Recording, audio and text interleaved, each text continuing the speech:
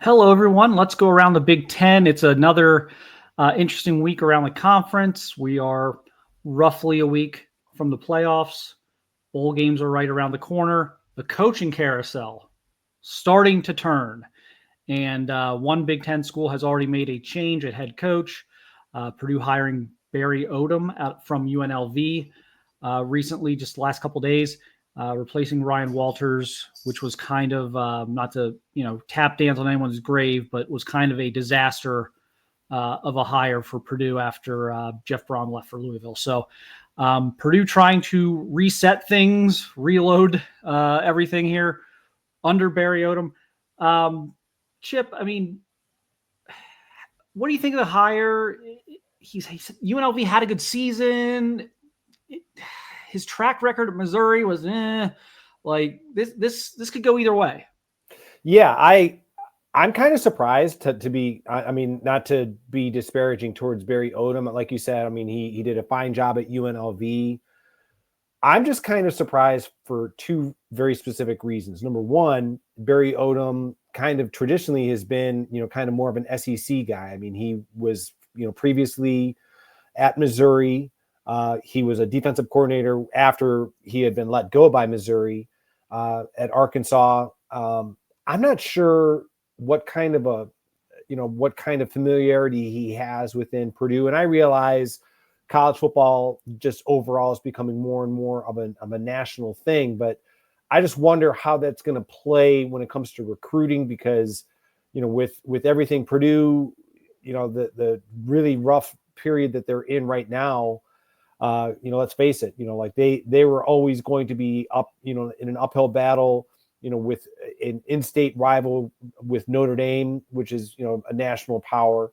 Indiana has now suddenly emerged as kind of the preeminent program within the Big Ten in state. So that's part of a reason why I was kind of surprised by it. I guess another reason I would say that I was kind of surprised by it is previously when we were talking about the dismissal of Ryan Walters, and this was nothing meant against Ryan Walters as a coach, but I just thought, all right, Purdue traditionally, when they have been a competitive team within the Big Ten, is usually because of their offensive attack. That's not to say that Barry Odom can't hire a good offensive coordinator and that Purdue can, that they can't get back to their tradition of being a solid offensive team within the Big Ten. I just found it kind of surprising that Barry Odom, a traditional defensive coach from the SEC, was the selection. Yeah, I mean, his resume. He was at Missouri for 4 years as a head coach. 25-25, 13-19 in conference, couple bowl appearances. Seemed to have things going in the right direction through the first few years. Then they lost, I think, 5 straight or something like that to end the season. And he was fired right after that. So rebounded, went to Arkansas for a couple of years as defensive coordinator, rebounded over at UNLV, 19-8 in 2 years, 12-3 in the Mountain West, a T first and a T second in the Mountain West. So had a nice little run there at UNLV. The one thing I'll say, and like I said, I'm like up in the air on this hire. I agree with you. I think when you're a program like Purdue, I would always err on the side of like offensive firepower, like offensive X's and O's guru. I would always err on that side because you're not going to take a talent advantage into many games. It's a really tough job. I think it's one of the couple toughest jobs in the Big Ten. On the football side of things.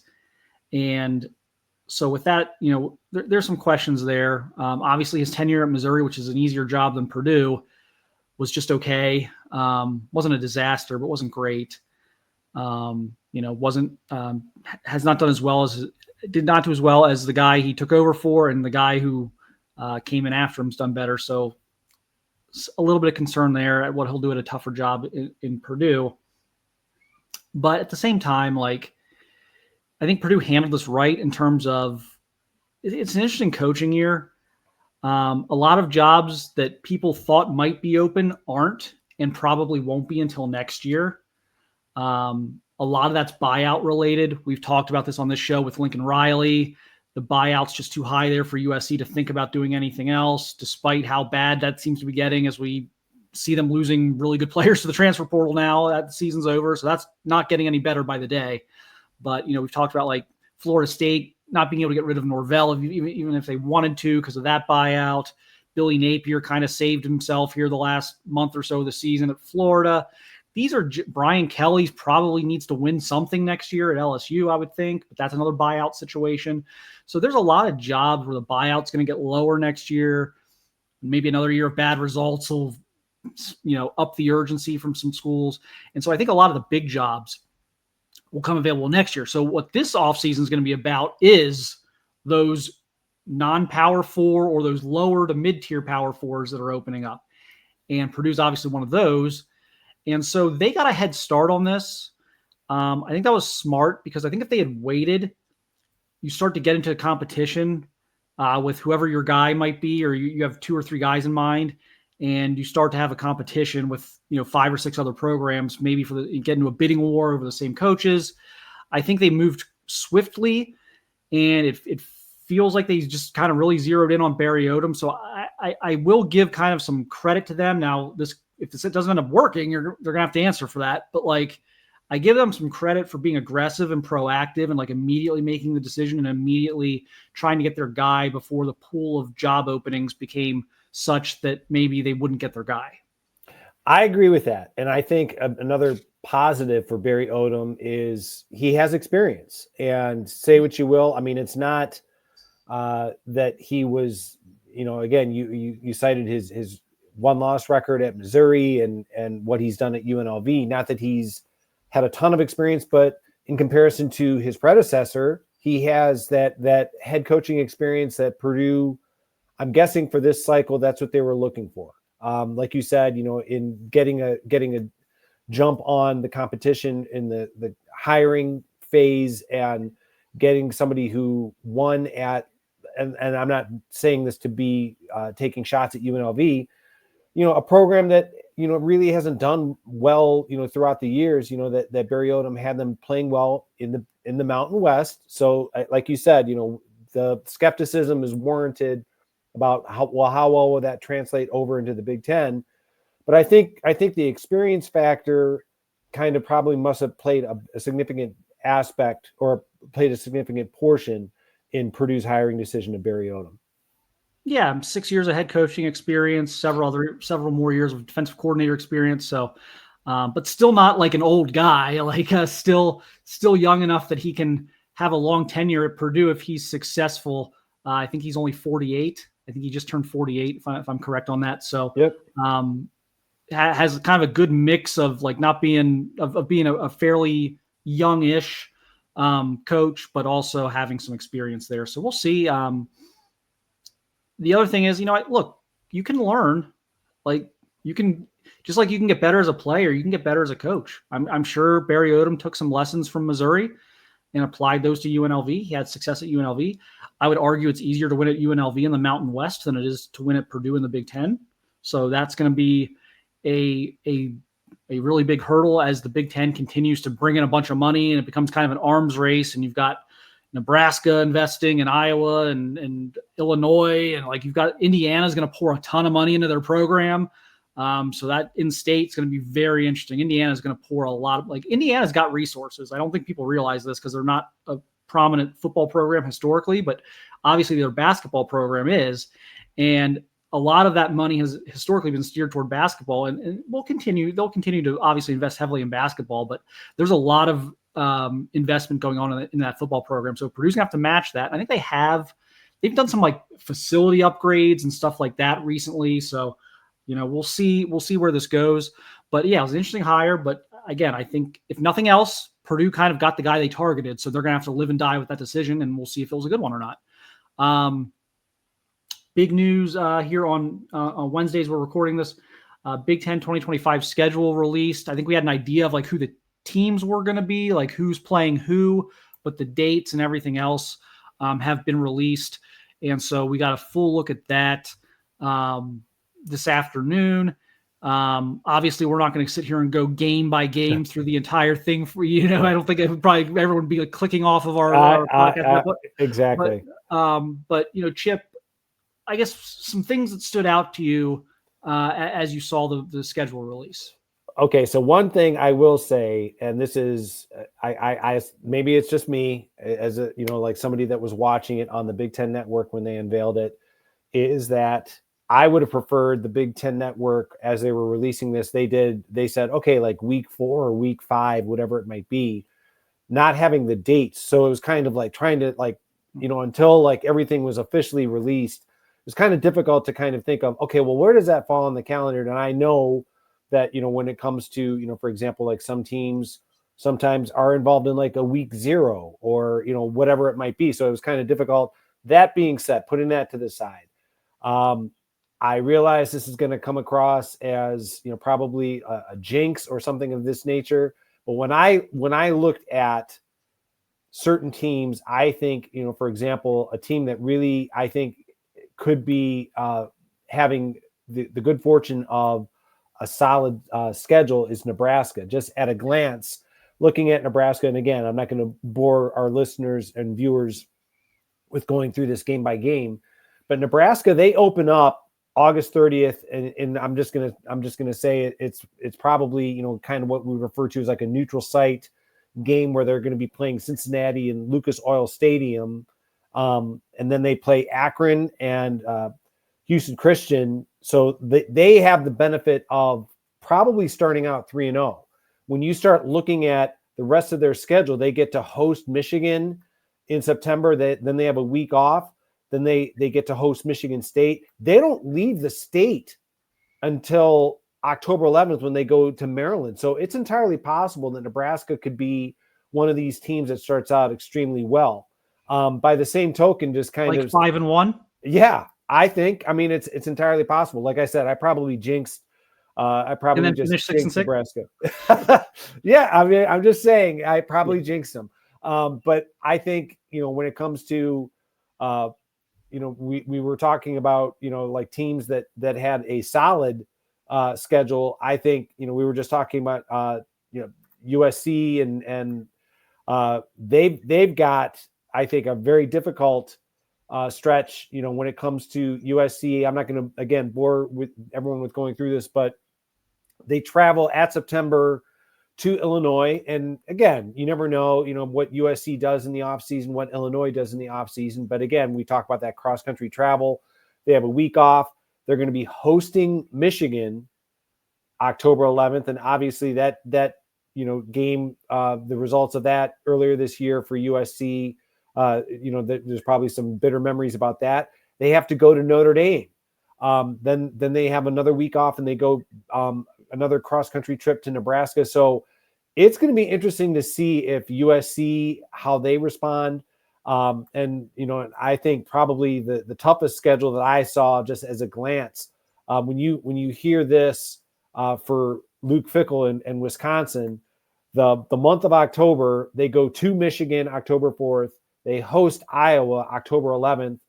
Ohio State will be making a trip to Camp Randall, so that should be interesting. And then they go on the road on October 25th to Oregon. They could go over in October. That could be very, and that's not even counting the fact that Wisconsin, for part of their non-conference schedule, they go to Alabama September 13th. So that just looks like a real treacherous schedule for Luke Fickell and his Wisconsin Badgers.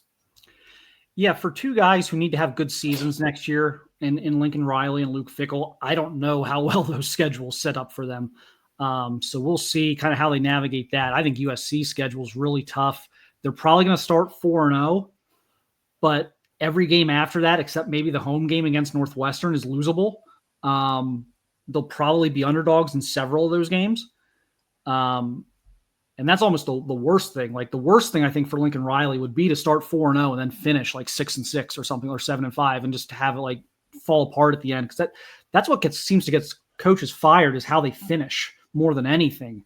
But again, big buyout there, but that's a big year for him next year. He's got to show something.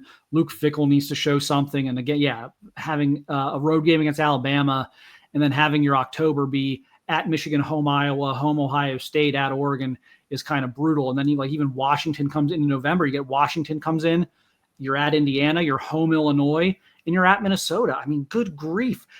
They finished their season with 8 straight losable games. That's why they're not going to lose all 8 of them. I'm sure they're going to beat somebody in there, but like 8 straight games are losable games if you don't show up and play well.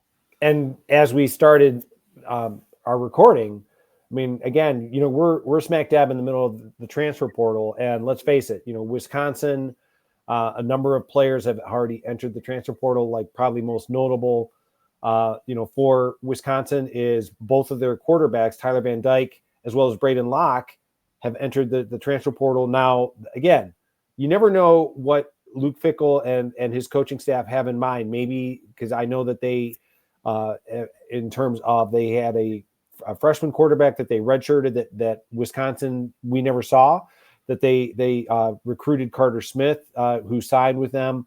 That's not to say that they won't get a quarterback in the transfer portal. I'm just merely making the point that I think for somebody who is already kind of, facing a lot of, and I'll just say it, like he kind of put himself in line for some justifiable criticism from the fans, to go another year, 3rd straight year with uncertainty at the most crucial position on the football field at the quarterback position. It's not helping his overall situation. Yeah, no question. Penn State's got an interesting one here. Like they're going to be 3-0 in their non-league, Nevada, FIU, Villanova. Then at the end of September, they host Oregon. Then they've got at Iowa in October, at Ohio State to kick off November. But like Indiana's home, Nebraska's home, got Rutgers, Michigan State, Northwestern on there, at UCLA, which is a cross-country trip. But like I think things are set up well for Penn State, where if they can split the Oregon and Ohio State games, either like winning in Columbus might be a tough task, but Ohio State's going to lose a lot off this year's team.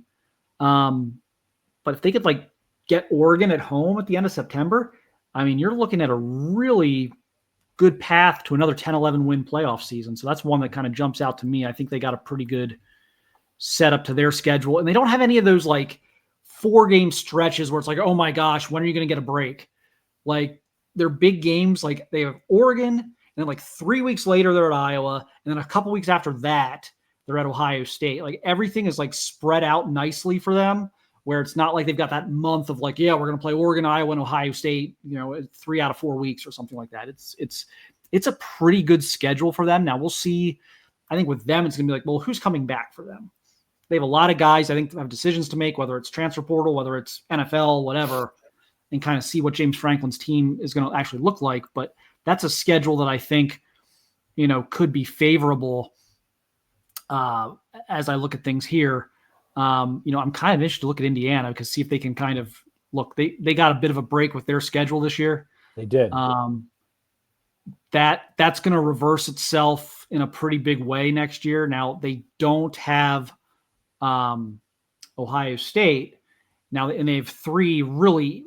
I mean that's a bad non-league schedule. They play Old Dominion, Kennesaw State, Indiana State all at home. Then they open Big Ten play with a home game against Illinois, but you get at Iowa at the end of September, you get a bye week, then you're at Oregon, and then later in November, you're at Penn State. So you have 3 of the 4 toughest road venues in the conference, maybe?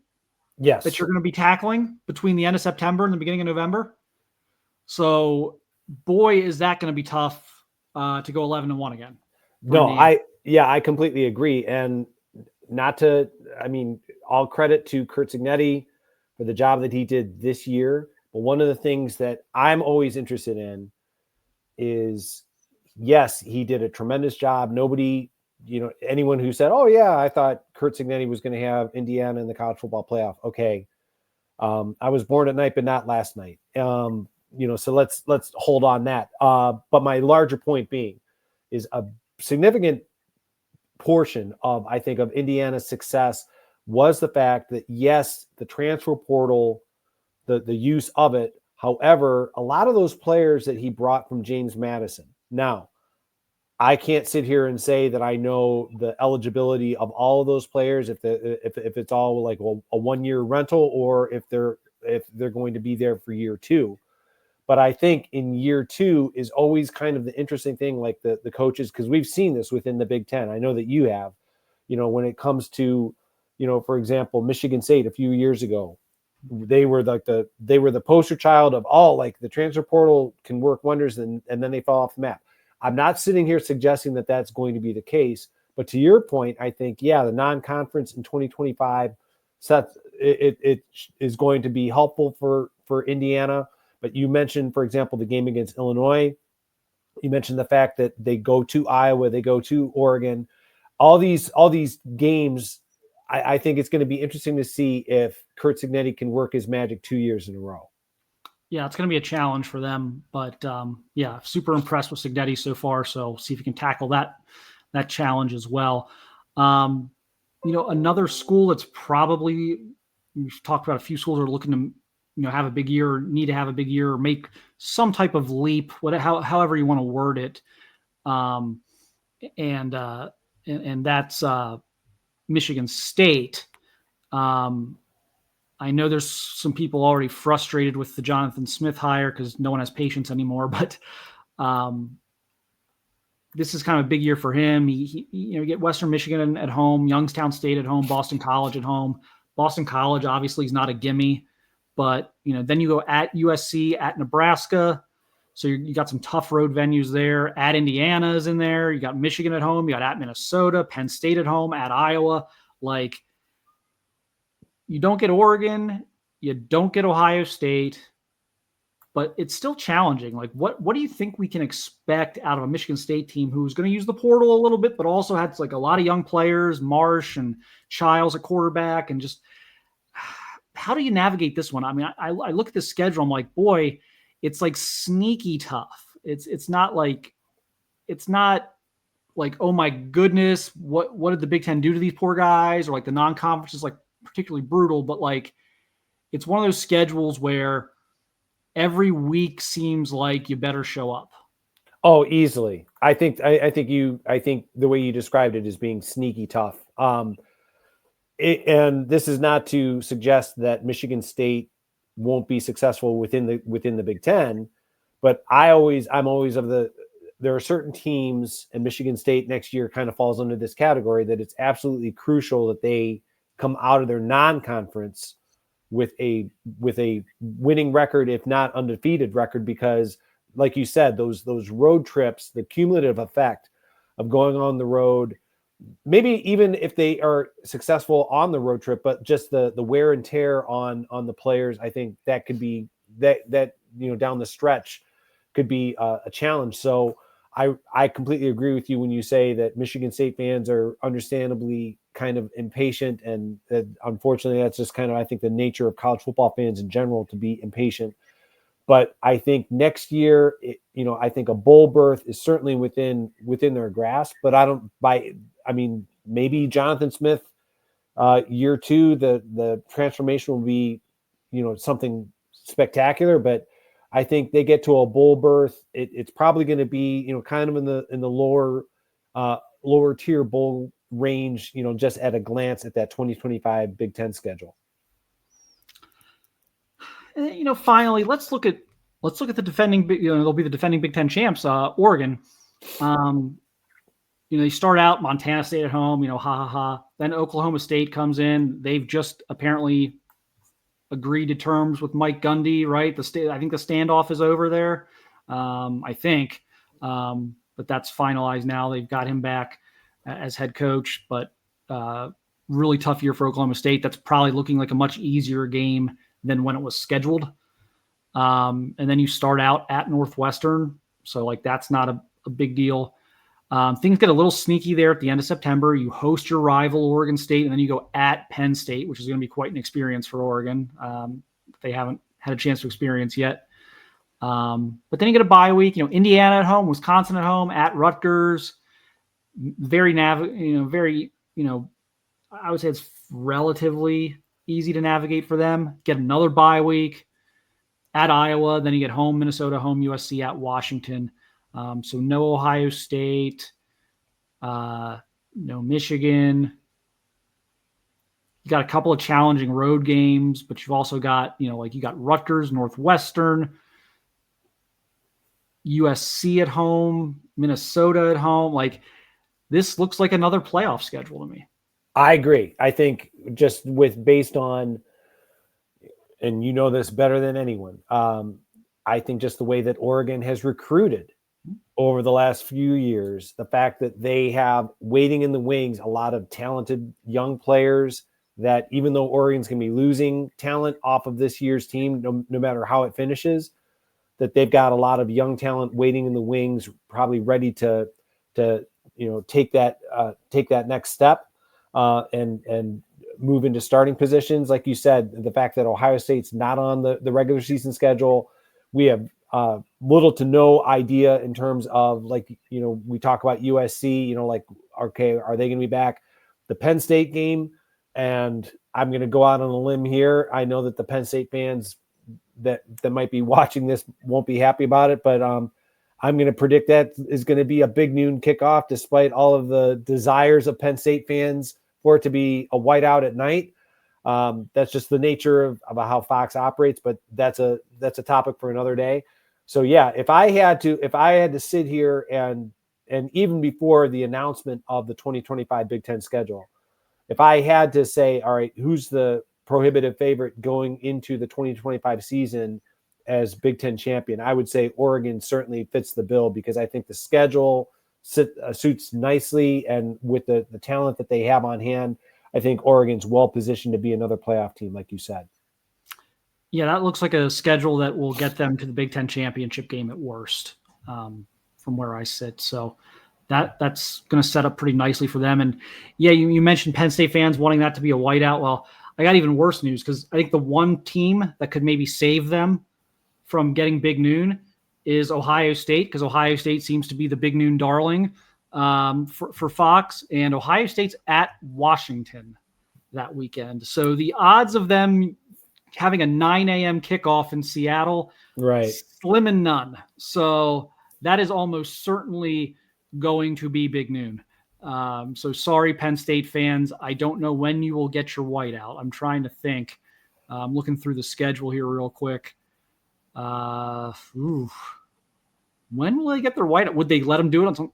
I know the November night game's not really a thing anymore. Like, you're allowed to do that. So maybe at home against Indiana on November 8th, because that would be good. That would be great if they could. It's not going to be whiteout. Right. I mean, because that's it. Yeah, I agree. I think that might be. I mean, now that you mention it, I think that would be probably, like their best, because it's certainly not going to be at the end of November with Nebraska, even though I think Nebraska could be well positioned to have a good year, and I know that I jinxed them earlier by making that prediction, but yeah, I think Indiana could probably be their best option for a whiteout, and they can probably lay the groundwork for that with Fox saying, hey, can you lay off because full well Fox already said that they're going to be doing the Big Noon for Ohio State, Penn State, November 1st. Yeah, so that is our first look at the Big Ten schedule for 2025. I think we'll probably do we'll do deeper dives in the offseason, obviously. Oh, yeah. We'll probably take another look at things post transfer portal as we kind of see who went where in free agency. But yeah, that's our first look at things. So big news there today on the schedule drop. We'll be back again on Monday. Yeah, with maybe a look at some first round playoff games and maybe a deeper look at that stuff. And we'll probably do some transfer portal stuff at that point, because names are starting to trickle in, and visits are a lot of transfer portal visits are happening this weekend. So maybe we'll dive into a couple of interesting things there as player movement starts to heat up here the next few days. But thanks everyone again for watching and listening, and we'll see you again Monday. Goodbye.